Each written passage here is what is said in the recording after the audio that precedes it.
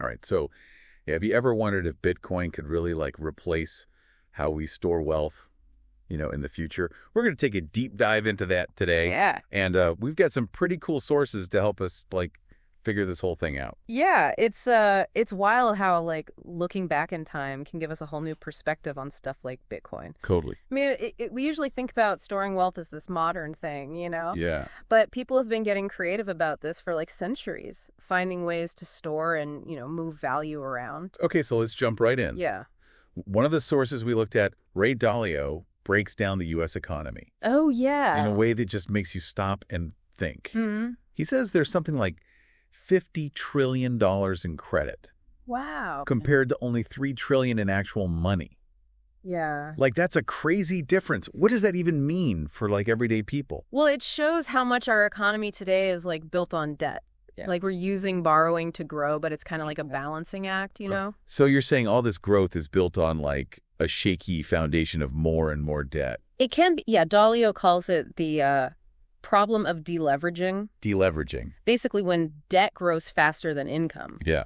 it's really tough to like reduce that debt without causing huge problems. Okay, so deleveraging is like trying to pay off a massive credit card bill, Yeah, but you're only making the minimum payments each month. exactly. You got it. It's going to take forever, and you'll end up paying way more in interest. Totally. And it leads to this other point that Dalio makes. Okay. There are like two ways to try and fix this whole thing. Okay. One is printing more money, which can cause inflation and other issues. Mm-hmm. And the other is finding ways to like boost income growth so people can actually pay off their debts. Right, because if everyone's income is just flat or going down, Mm-hmm. it doesn't matter how much money's out there, Exactly. People still can't pay off what they owe. So how does all of this connect back to Bitcoin and, the idea of storing wealth in different ways? Well, that's where things get really interesting. To understand Bitcoin's potential, it helps to look at history. Okay. To see how people stored wealth outside of the, traditional systems. And for that, we're going to a remote island in the Pacific Ocean Okay. to check out the story of the Restones. Giant stone coins on a remote island. This sounds like something straight out of Indiana Jones. It kind of does, right? But the Raystones were totally real. Wow. And they were like the currency on the island of Yap for a long time. Huh. These stones were huge. Some weighed tons. And they weren't easy to move around. Okay, so how do they even use these things as money? If they couldn't carry them around, did they just like point at a stone and say, that one's mine? That's the cool part. The actual location of the stone wasn't as important as like the shared history and agreement about it. Okay. Transactions were often recorded through oral history. Oh. Even if a stone changed hands, everyone knew who owned it. So it's kind of like a public record of ownership, even if the stones never actually moved. Yeah, exactly. That actually sounds a lot like the blockchain technology that Bitcoin uses. Exactly. And even though the rice stones eventually weren't the main currency on Yap, Right. they still hold this huge cultural significance. They represent wealth, prestige, and a shared history for the Yapese people. That's a really good point, because it brings up a big question. What's that? Can a different kind of wealth storage like Bitcoin keep its value and cultural meaning over time? I mean, Bitcoin's decentralized and has a limited supply, Right. just like those Ray stones. Yeah, those are key things that draw people to Bitcoin, for sure. Yeah. The fact that it's not controlled by any government or central authority Yeah. is a big part of its appeal. It's seen as a hedge against inflation Mm-hmm. and has built-in scarcity. Right. But the Ray stones also show us that even established forms of wealth storage can change or decline over time. So what makes us think Bitcoin won't just fade away too? That's the million-dollar question. To answer that, we need to go deeper into the nature of money and debt itself. And for that, we'll turn to the work of anthropologist David Graeber, Okay. who offers a really thought-provoking look at how money and debt have shaped human societies. Okay. I'm ready for those aha moments where you realize something you thought you knew is actually way more complicated. Oh, Graeber definitely challenges some assumptions about money. He argues that money might have actually come from systems of debt and obligation. Wait, so you're saying that owing someone something came before the idea of using like coins or bills? That's exactly what Graeber suggests. He believes early systems of credit and obligation were like the foundation of economies in many societies, Okay. even before physical currency existed. So instead of like trading a chicken for wheat, it was more like, hey, I helped you build your hut, so you owe me a favor later. Exactly. And these systems were deeply connected to ideas of reciprocity and social responsibility. Okay. Graeber even gives this really interesting example in his book. Imagine your friend compliments your shoes. Okay. In some cultures, you'd actually be obligated to give them away as like a gesture of generosity. Wow. I can't imagine just handing over my new sneakers because someone said they look nice. But I guess that shows how complex these systems could be, even without physical money. Exactly. And these systems were about way more than just economic transactions. They were about social bonds, status, and keeping relationships within a community. And as societies got more complex, these systems of obligation, they became like more formal systems of debt. And what's fascinating is that these early forms of debt, they weren't just about economics. They were also like super tied into morality. So debt was about more than just owing someone money. It was connected to ideas like sin and guilt. That's pretty intense. Yeah, it was. And that moral weight of debt, it's like stuck with us. It's influenced how we see money and economics throughout history. Think about terms like debtor's prison or the stigma around bankruptcy. Right. Those ideas have deep roots in those early views of debt as like a moral failing. It really makes you think about the psychology of debt, too. It's not just about the numbers, but how we feel about owing something to someone. Exactly. And it's important to think about this when we're talking about Bitcoin. Okay. And its potential to disrupt traditional financial systems. Can Bitcoin actually offer a totally different system outside of these, deeply ingrained structures of debt and obligation? That's a huge question. I mean, Bitcoin is often seen as this revolutionary technology that can level the playing field and give people more control over their money. But if our whole economic system is built on debt, can Bitcoin really escape that? It's a really complex issue, and I think the answer depends on how Bitcoin evolves and how people use it. One of the main appeals of Bitcoin is that it's decentralized. Right. It's not controlled by any government or financial institution. So in theory, it could operate outside of that traditional debt-based system. But realistically, can it? That's the challenge, right? Even if Bitcoin itself isn't directly tied to debt, it still exists within a larger economic context that's heavily influenced by debt. Okay. Its value is still measured against traditional currencies, and people still need to use those currencies to buy and sell Bitcoin. It's like Bitcoin's trying to swim upstream against a really strong current. So how do we figure out if it can really offer a different way of thinking about storing wealth? I think we need to look at whether Bitcoin can create its own independent system of value and trust. Okay. Separate from the financial institutions we have now, can it create a new set of economic relationships and social agreements that aren't based on those same debt-driven dynamics? That makes sense. If Bitcoin wants to be a truly different system, it needs to offer more than just a new way to speculate or make money. Yeah. It needs to provide a real alternative for how we think about value exchange and even our obligations to each other. Exactly.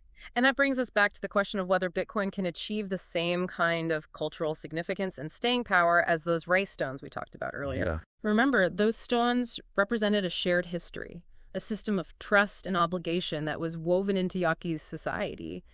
Can Bitcoin do something like that on a global scale? It's fascinating to think about.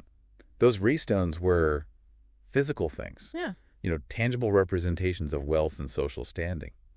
Bitcoin is purely digital. Its value exists in a network, in the shared belief of its users. Can a digital currency really have that same weight, that same sense of permanence? It's a question that only time can answer. But we can already see how Bitcoin has captured people's imaginations all over the world. It's become a symbol of decentralization, a challenge to the established financial order. It's starting debates about the nature of money value and even freedom. But there are also a lot of people who are skeptical. Oh, yeah, definitely. Some see Bitcoin as a risky gamble, a bubble that's going to burst. Others worry about its environmental impact and how it could be used for illegal things. So how do we weigh the potential benefits against the risks? That's where critical thinking and open discussion are so important. We need to look at this with a balanced view, recognizing both the excitement and the concerns around Bitcoin. We can't deny that Bitcoin has tapped into something powerful, though. What's that? A desire for financial sovereignty, for an alternative to systems that many feel are rigged against them. So are we seeing the start of a whole new economic era? One where decentralized digital currencies reshape the very idea of wealth? Or is Bitcoin just going to disappear like other financial fads? Only time will tell. But what's clear is that the questions Bitcoin raises are profound. They make us re-examine our assumptions about money value and the systems that our economic lives are built on. We're being challenged to think differently about how we store wealth, how we exchange value, and what it means to owe something to someone else. It's like Bitcoin's holding up a mirror to our current financial systems, making us see their strengths and weaknesses, their good parts and bad parts. And it's making us ask, is there a better way? Can we imagine a future where money works for everyone, not just a few? Absolutely. And I think that's what makes this whole conversation so interesting. It's not just about the technology itself. Right. It's about what kind of world we want to build. Do we want to keep going down the path of more and more debt and centralized control? Yeah. Or can we see a future where people have more control over their own finances, where wealth is spread out more fairly, and where money is a tool for empowerment instead of a source of anxiety and exploitation? Yeah, it really does feel like we're at this crossroads, like choosing between the systems we know but that have problems, right, and the future, right, which is uncertain, but, could be really transformative. It's a great way to put it. And as we're figuring all this out, going into this new territory, it's helpful to remember that the history of money is full of currencies that came and went. Right. And it wasn't always about how practical they were, but about the stories we told about them, the beliefs we attached to them. Totally. Like, those ray stones weren't just random big rocks. Right. They had value because they represented this shared history. Yeah. A line of agreements and obligations that were like part of the culture on Yap. The worth was about more than just what they look like. Exactly. And in a lot of ways, Bitcoin is trying to do something similar. Okay. It's building a new story about value, one that's based on decentralization, transparency, and a limited supply. It's challenging those traditional financial gatekeepers, the institutions that have controlled money for centuries. But can a digital currency really have that same cultural weight as something physical? I mean, those ray stones are still there on Yap. Yeah. They're like physical reminders of this complex economic and social history. Can Bitcoin be that permanent, have that same legacy? It's an interesting question. Maybe the permanence of Bitcoin won't be in a physical form, but in the network it creates, in the record of transactions that are etched into the blockchain, a history that can't be erased, a testament to what its users have done together. So instead of giant stone coins, we have this digital ledger that goes beyond country. This shared history that's written in code. It's a pretty big change from how we've thought about wealth before. It really is. And it brings up all these questions about what money will be in the future. Like what? Will we see a truly global currency? One that no single government or institution controls? Will we move toward a more decentralized financial system where power is more balanced? It's kind of exciting to think about all the possibilities. Yeah. But it's also a little scary. We're in uncharted territory here, basically making up the rules as we go. How do we make sure we're creating something that benefits everyone, not just a few people? You've hit on the most important point.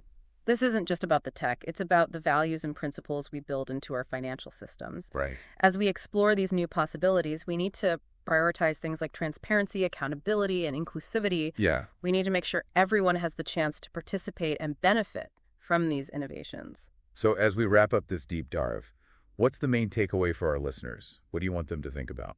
I think the most important thing is that the future of finance isn't set in stone. It's something we create together through our choices, beliefs, and actions. Bitcoin is just one piece of a much bigger puzzle. It's a starting point for a conversation that's just getting going. A conversation about what value really means, about the power structures in our economic lives. Yeah. It's about how technology could make a fairer financial system. Yeah. But it's also about realizing that we have a role in shaping that future. We need to stay informed and engaged. Right. And be willing to ask tough questions. Because in the end, the future of money isn't just about ones and zeros. Yeah. It's about what kind of world we want and the values we care about. That's a powerful thought to end on. We've explored the history of money, the problems with debt-based economies, and how Bitcoin could change things. But the real question is, what kind of future are we going to choose? It's something worth thinking about, a conversation worth having. Thanks for joining us on this deep dive, and keep on exploring.